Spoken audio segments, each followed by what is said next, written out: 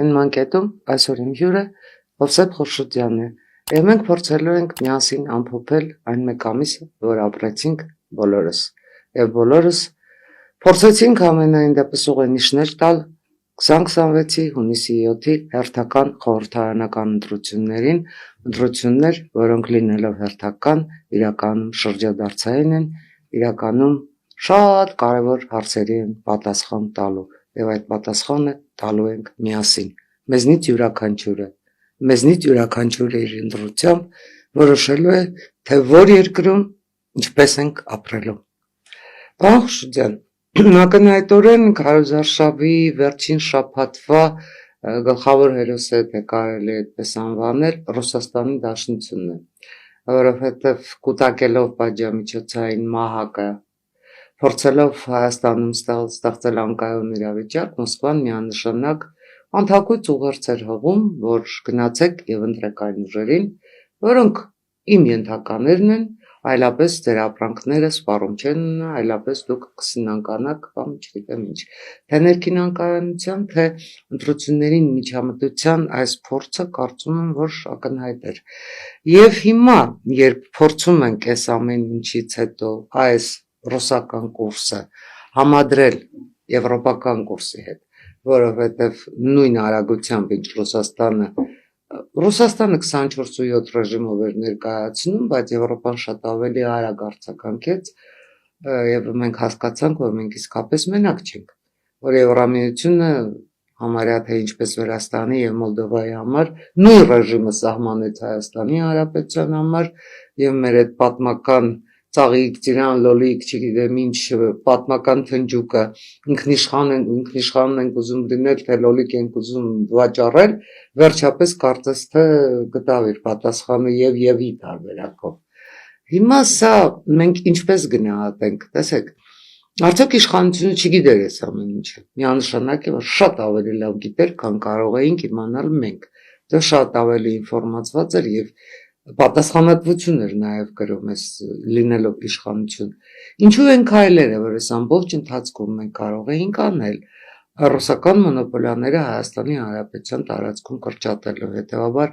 Ռուսաստանի տնտեսական լծակներով Հայաստանի քաղաքական կուրս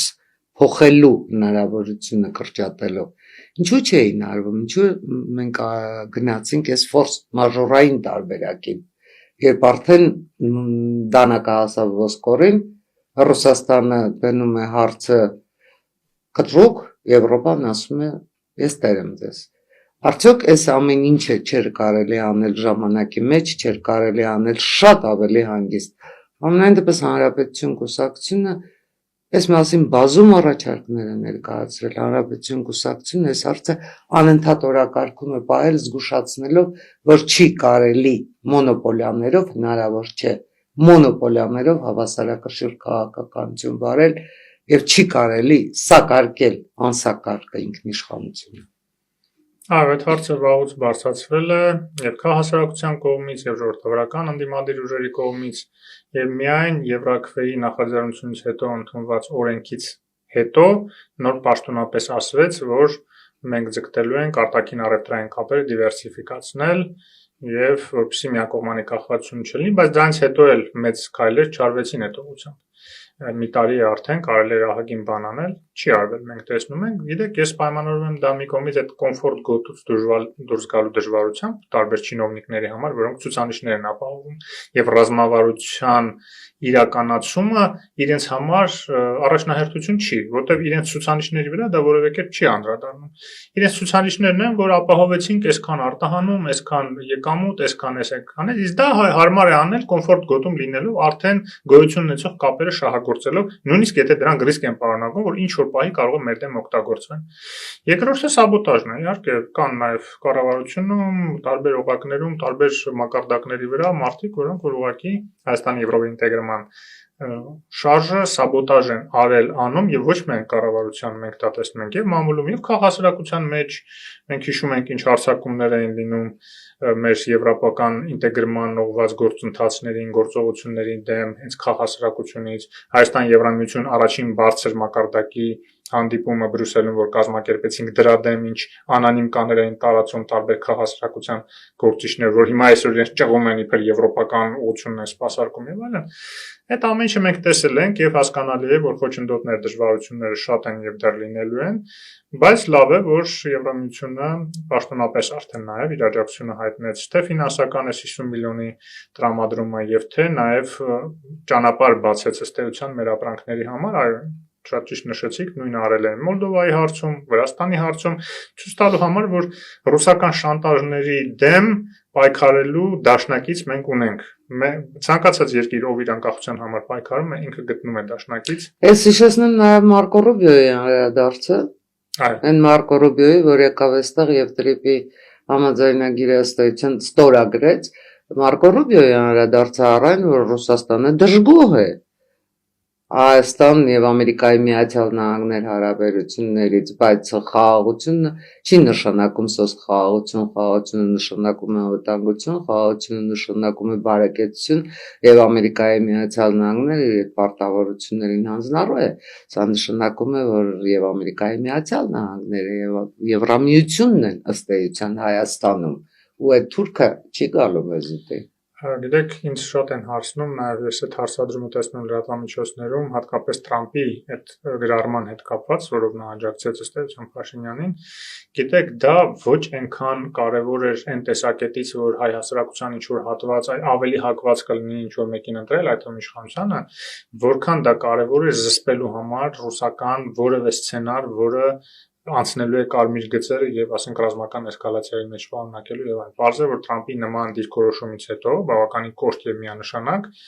արդեն խնդրահարույց կլներ Պուտինի համար, այստեղ ինչ որ լուրջ խժդժություններ, ռազմական ինչ որ բաներ բացել։ Հետընտրականը Հետընտրականը կարող է ինքը խժդժություններ անել, բայց ելի առանց ինչ որ լուրջ ռազմական միջամտությունների, իսկ մնացածը, այսինքն հանրահավաքների ծավալը եւ այլն կախված է լինելու մեր ընտրողներից։ Եթե հայ ժողովուրդը միանշանակ ոչ ասի սպառնալիքներին, շանտաժին ռուսական եւ դուրս շպրտի այս պրոռուսական ուժերին խորհրդարանից որևէ ձայն չտալով նրան, թող մնան միայն իրենց բերված ուրեմն Ռուսաստանից բերված մարդկանց հույսին, են էլ ոչ բոլորի, որտեղ ես հույս ունեմ, որ նրանց մի զգալի մասն էլ կքվեարկի խղճի մտոք, հասկանալով նաև եւ դա պետք է իրենց կոմունիկացնել, իրենց բացատրել եւ մեր լսողների, դիտողների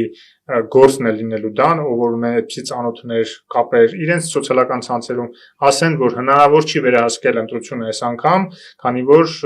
ուրեմն մեթոդաբանությունը ընտրության այլ է, ոչ մի պտիչկա չի դրվում, ոչ մի նշում չի արվում, որ հետո լուսանկարահանվի եւ ուղարկվի պատվիրատուներին, այլ ընդհանրապես պետք է ընտրեն այդ 18 քվեաթերթիկներից մեկը դնեն ծրարի մեջ եւ գցեն։ Այսինքն որևէ կերպ դա հնարավոր չի վերահսկել։ Նույնիսկ եթե դա պարտադրեն ես տեսանկարահանեն այդ գործընթացը, վերջում երբ որ անջատում ես հեռախոսը, կարող ես հետ շրջել, հանես, ուրիշ դնես, ուրիշ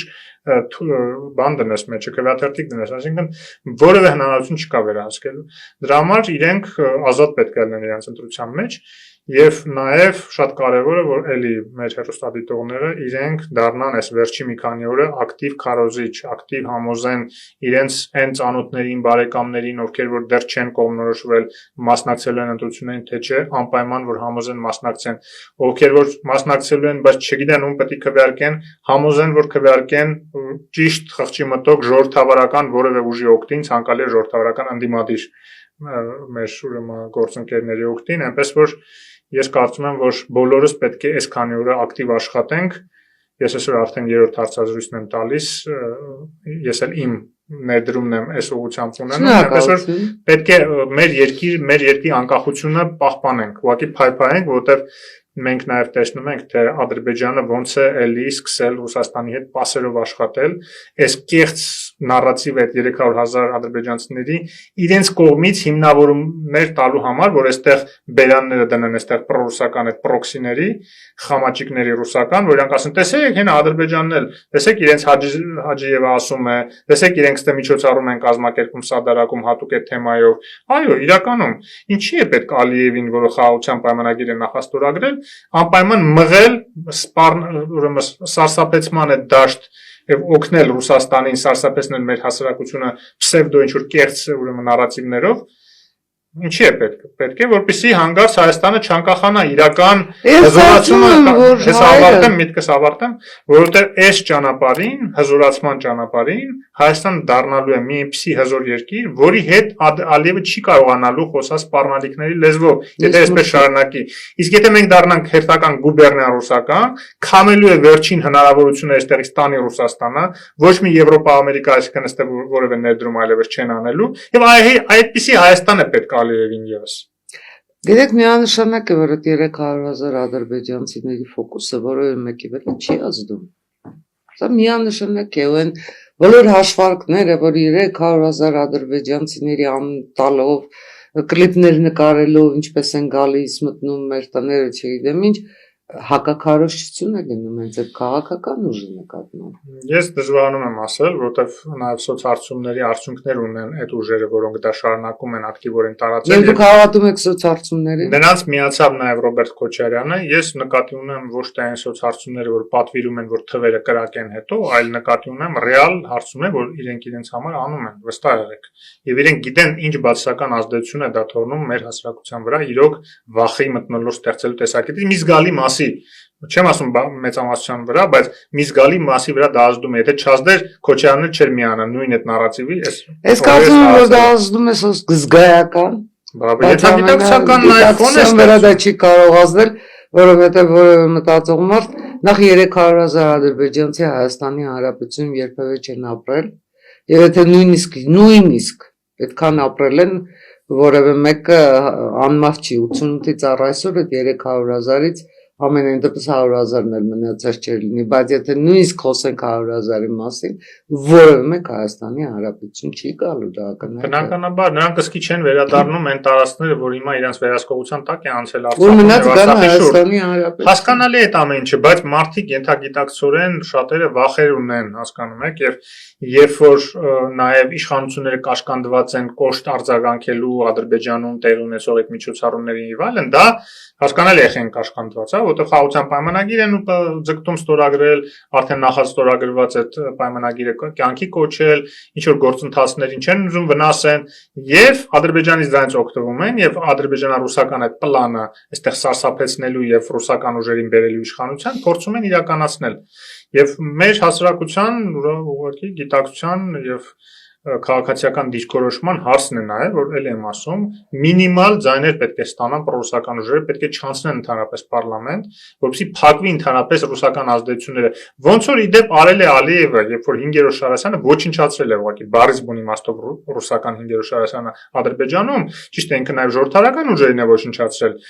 բանտ նետելով, սպանելով, բայց նույն արել է 5-րդ Շարասյան հետ եւ դրա համար Ռուսաստանը հիմա չունենալով գործիքակազմ Ալիևի վրա ազդելու ներսից, այսինքն ներքաղաքական իրավիճակը սրելու, դրա համար ստիպված համակերպվել է եւ Ալիևի հետ ամեն ինչ Ադրբեջանի շահերի հարգմամբ փորձում է անել, որպեսզի նույնիսկ այն ճնշման միջոցները, որ կարճաժամկետ կիրառեց այդ օտանավի խոցումը եւ որոշ նաև լոլիկների արգելքը, իդեպ միայն Հայաստան չի վերաբերում, Ադրբեջանի դեպքում էլ կա։ Աստորեն լոլիկը քաղաքական կատեգորիա է։ Հա, բայց դադարեց։ Նույնն է այստեղ է դադարելու։ Դադարեց նաև ադրբեջանցիների ձերբակալությունները։ Այո։ Եթե մենք դուրս շպրտենք ռուսական ցանկացած ազդեցություն մեր քաղաքական համակարգից, Ռուսաստանը շատ հանգիստ Պուտինը գալու է, համակերպելու է, խոսալու է, բանակցելու է մեր իշխանությունների հետ, փորձելու է լեզու գտնել, խնդիրներ լուծել, բայց նաև մենք ավելի ազատ ենք լինելու մեր երկիրը զարգացնելու, հզորացնելու գործում եւ այդ խոչընդոտները վերացնելու ենք վերջապես։ Միանշանակ դուք ճիշտ եք, բայց կա նաև մեկ այլ հարց։ Ինչու է Ռուսաստանաբնակ հայերին, ազգային ազատագրական հայերին, ասիրական զբոսաշրջային, չգիտեմ ինչ ասեմ, բուրնպորտկում ընտրություններից առաջ օդանավակայաններում ռեպորտաժներ են արվում, տեսնում եք ինչ է կատարվում։ Հակակոռուպցիոն կոմիտեի այս 24/7 ռեժիմով բացահայտումները, բացահայտ հակապետական քարոզչությունը, այդ թվում նաև ձեր հիշատակած 300,000 ադրբեջանցիների եւ այլնի։ Գիտեք, երբ հավաքում ենք քարոզարշավի, ուժեղ Հայաստանի քարոզարշավի պազլը, միանշանակ է, որ այդ կուսակցությունը ընտրություններին ընդհանրապես Հայաստանի Հանրապետության օրենքները հարգելով չպիտի մասնակցի, ելնելով նաև հավասար մրցակցային պայմանները, ելնելով նաև օտարերկրյա կապիտալ, ծագումի կապիտալը։ Այս ամեն ինչից հետո Ամենակարևորը ընտրակաշառքները, որ բաժանում են։ Ընտրակաշառքները հակակոռուպցիոն կոմիտեի բացահայտումներ հենց այդ ընտրակաշառքների համակարգային բնույթ են կրում դրանք, սպորադիկ 1-2 դեպք չի, դա համակարգված։ Հենց այդ ամեն ինչը հաշվի առնելով ձեր գնահատականով փողով ընտրությունները, օդից փող համակարգով ընտրությունների գնալը ժողովրդավարության դրսևորում է։ Չէ, իհարկե, եւ իշխանությունները պետք է չեղարկեն ուղղակի դրանց մասնակցության հայտը։ Ես հիշեցնեմ, որ Հանրապետություն կուսակցությունը առաջինն էր, Արամ Սարգսյանը առաջինն էր, որ հենց ելնելով AES-ին թվարկած հանգամանքներից ուժեղ Հայաստանի չգրանցումը պահանջեցինք, իհարկե կայան հետո բացատրեց ինչ հանգամանքներից ելնելով, բայց մենք ունենք օրենսդրական վիթխարի բաց, արդյոք 5 տարի քաղաքացիական պայմանագիրը խորհրդարանում մեծամասնություն լինելով չէր պատկերացնում, որ օրենսդրությունը պետք է այնքան ճկուն լինի, այնքան կատարյալ լինի, որ այսպիսի հնարավորությունները ընտրություններից առաջ կնիկ գնելը, աճուրդի հանելը, ռեբրենդինգը կուսակցությունների այս ամեն ինչը կանխվի, որտեղ մեր նպատակը իսկապես ժողովրդավարական ընտրություններն են։ Դե հենց դրա համար էլ պետք է որ ազգային ժողովում լինի ժողովրդավարական արևմտամետ անդիմադիր ուժ կամ ուժեր, որպեսզի կարողանան այդպիսի դեպքերում ճնշում գործադրել իշխանությունների վրա, պարտադրել, ստիպել, եթե պետք է նաև քարոզարշավ իրականացնել, եթե պետք է նաև քաղաքացիներին դիմեն, որ քաղաքացիները միանան այդ ճնշմանը, որպեսզի այս կարգի հարցերը լուծվեն։ Դա միայն այդ օրենսդրական այդ բացերին չի վերաբերում, որ նախընտրական քարոզչյանն է վերաբերում, դա նաև վեթինգին է վերաբերում, որ միջև հիմա չարեցին, նախկիններին պատասխանատվության ենթարկելու այս դանդաղ քաղաքական գնահատական չտվեց եւ բազմաթիվ հարցեր կա, որ պետքա մի ուժ լինի, որ այդ հարցերը առաջ քաշի։ Խորհրդարանում պրոռուսական ուժերը բնականաբար շահագրգռված չեն նման բան անելու, իշխանություններն էլ շատ դեպքերում իներտ են, շատ դեպքերում ենթարկում են ճնշումներին Ռուսաստանից, բայց եթե Հայաստանից էլ ճնշող լինի հակառակ, իրենք ուզեն թե չուզեն ստիպված, նաև կարող են Պուտինին ասել կներեք, բայց մեր մոտ խորհրդարանում այսպիսի ճնշում ունենք, պետք է ստիպված անենք այդ քայլերը։ Դե ֆակտո այդ քաղաքական ուժը արտախորհրդարանական քաղաքական ուժը կա ու մենք շատ էլ բարձրաձայն, շատ էլ համառ, շատ էլ տևողական այդ հարցերը բարձրացրել են։ Բայց չլինելով ազգային ժողովում, բնականաբար այդ ճնշումը չի կարող այդպիսի հուժկով լինել։ Միակ դեպքը, որ դուք եւ քաղաքասրակությունը եւ մյուս ժողովրդավարական ուժերը հաջողեցին, դա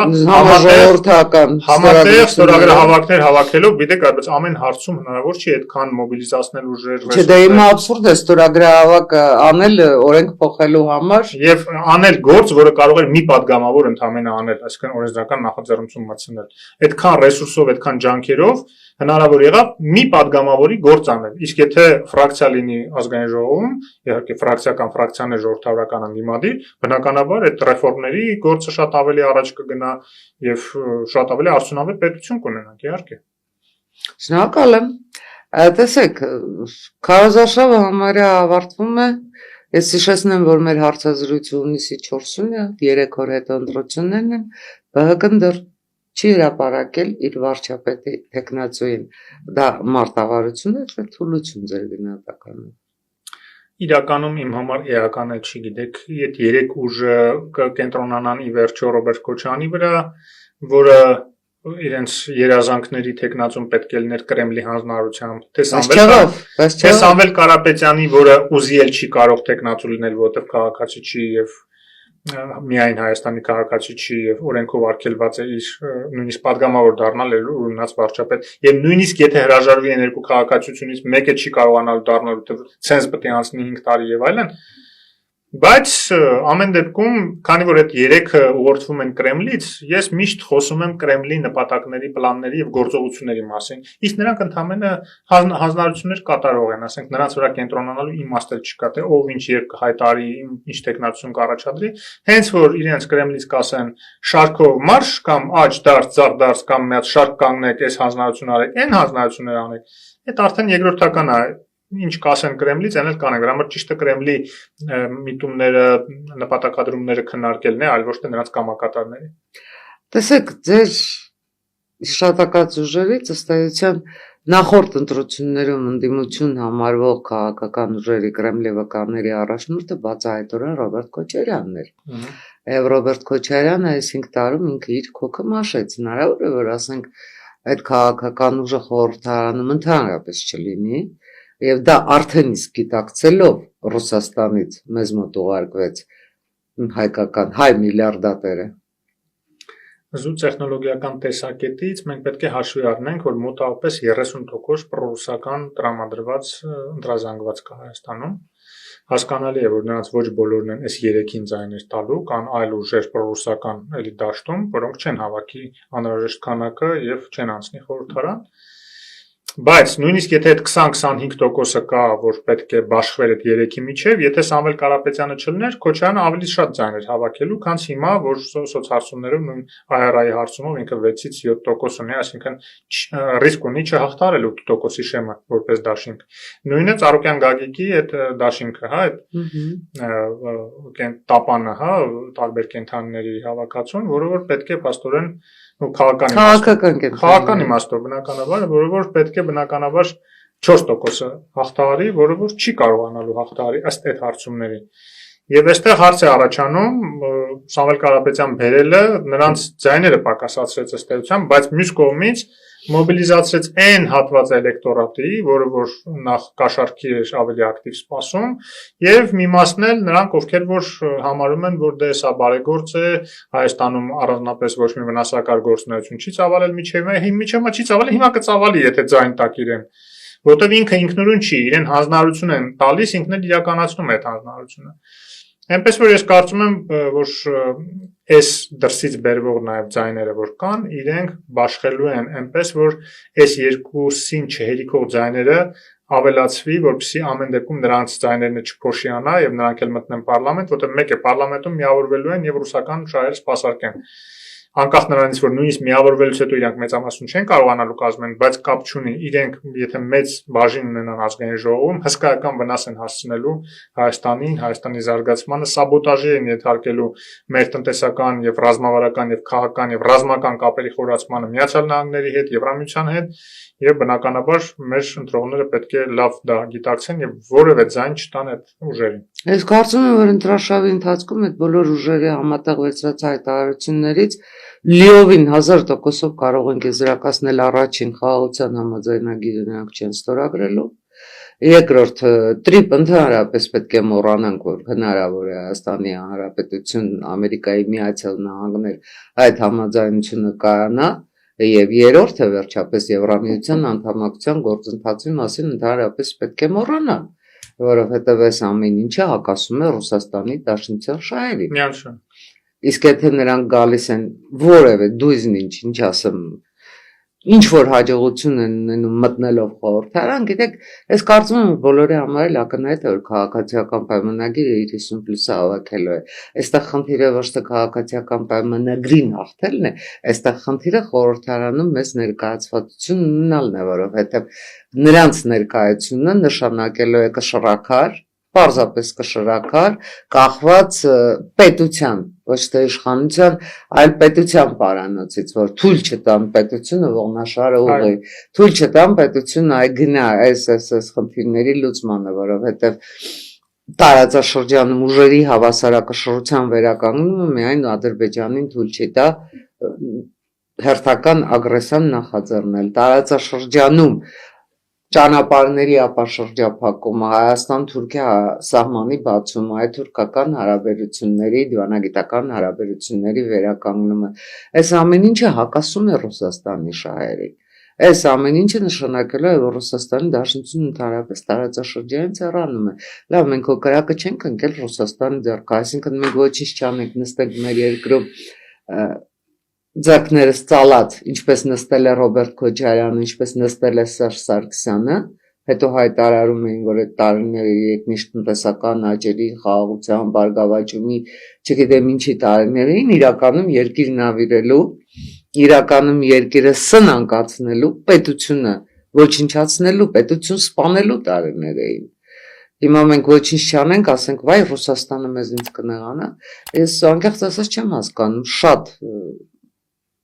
քարոզիչների ընտրամաբանությունը, որ մենք որևէ քայլ չձեռնարկենք, որովհետև դա կարժանա Ռուսաստանի հակահարվածին։ Իսկապես այս մտայնությունը ինձ համար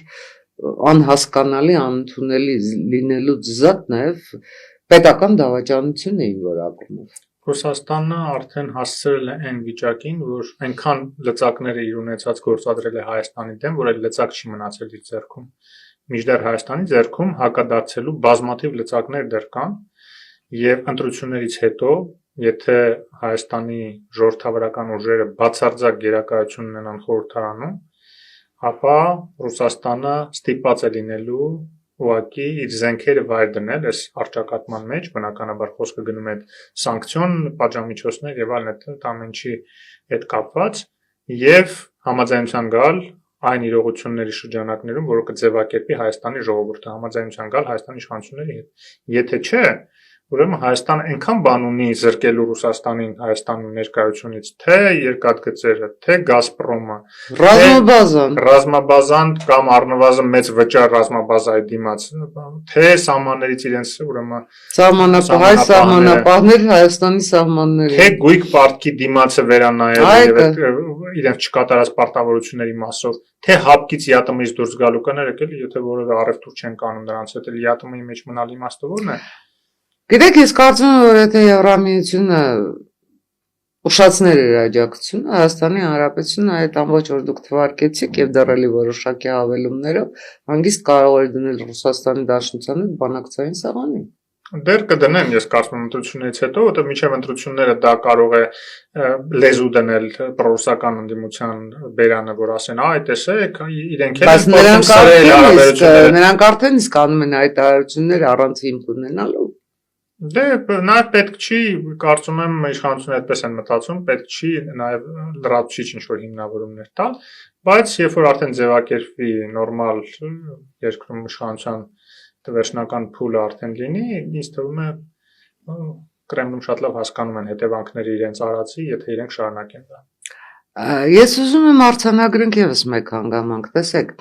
այս ընտրության թերևս առանձնահատկություններից էր, որ ռուսամետները հանդես են գալիս նաև արևմտամետի դիմակով։ Այո։ Սա ինչ է, վարկաբեկել այս ուղղությունը, թե փորձում են Համենայն դեպս ակնհայտ է, որ նրանք այս ընտրություններով հաջողության չեն հասնելու, փորձում են իրենց Արտաշես Գեղամյանները ունենալ 2031-ի ընտրություններում որևէ ինչ-որ շարժ կարողանալու համար, որովհետև են բոլոր, ասենք,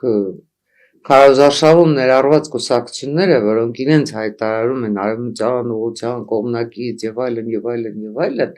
նրանցից շատ քչերն են իրականում արևմտյան արժեքների դավանում, եթե նայենք ամենայն դեպս իրենց ընտրացուցակները եւ եթե նայենք իրենց այս ընթացքում քննարկումների, հարցազրույցների ժամանակ հնչած տեսակետները, հասկանալի է, բացահայտ ռուսամետություն, արևմտամետի կերպարով։ Ուրեմն իրենք ձայներ փախցնելու խնդիր ունեն։ Ես ամենասկզբից էլ նշեցի, որ ռուսամետների մոտապես 30%-անոց կոնտինգենտ կա Հայաստանում։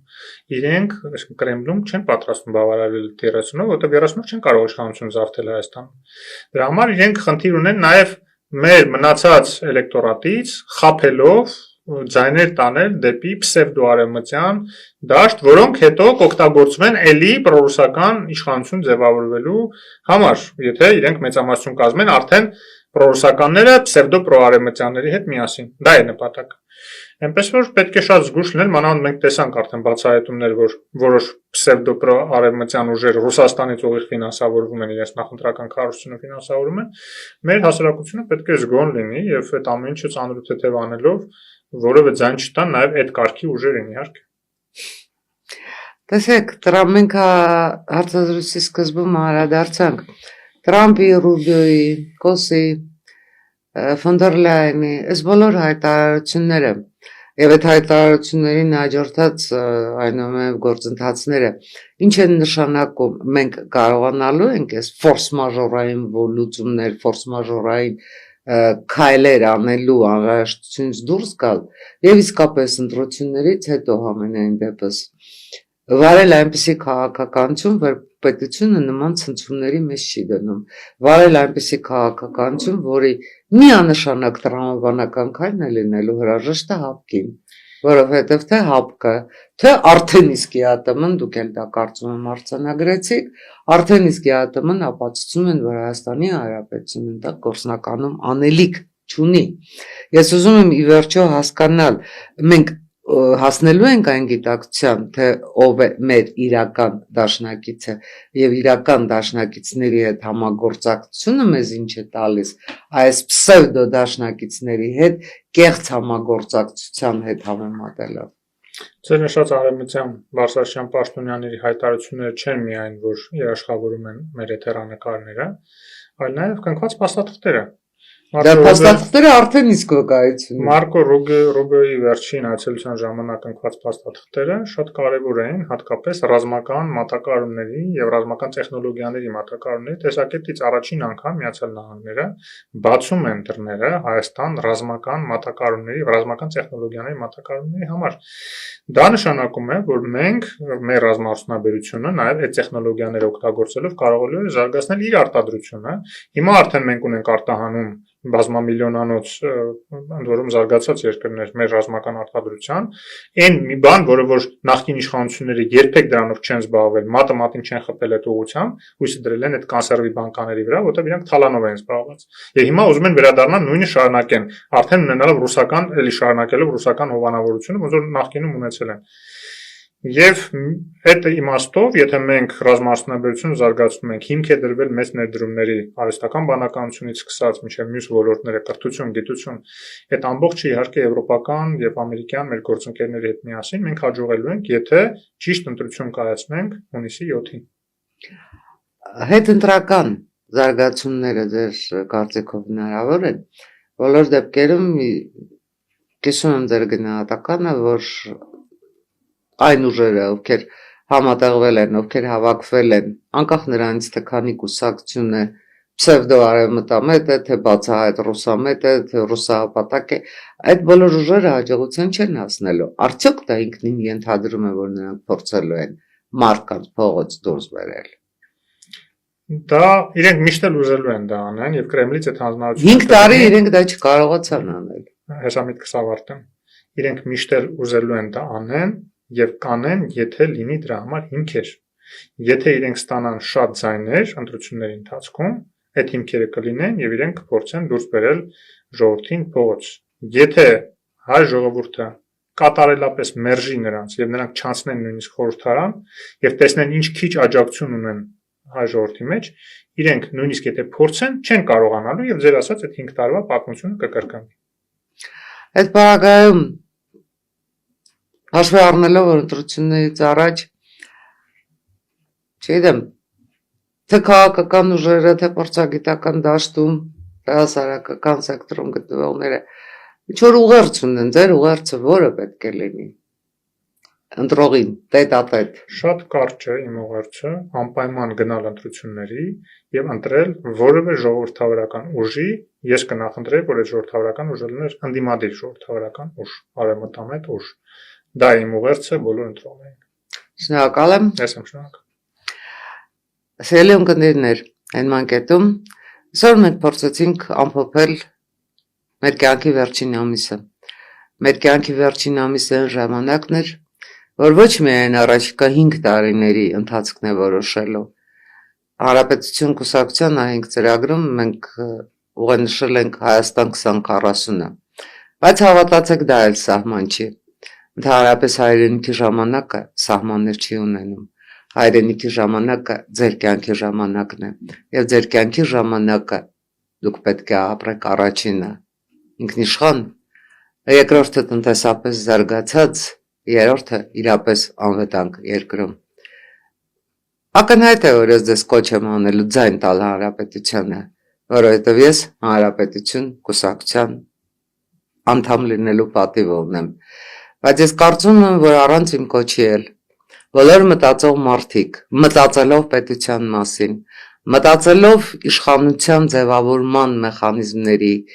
իշխանության վրա ազդեցություն ունենալու լծակների եւ պարզապես այն երեխաների մասին, որ ծնվում են հենց հիմա ու իրավունք ունեն իրենց հայրերի, իրենց պապերի սխալների տակ սեփական կյանքը չկառուցել, կընտրեն հենց այն կուսակցությանը, որի մասին ես խոսում էի, որի կարգախոսն է քեզ համար Հայաստան, քեզ համար։ Շնորհակալ եմ։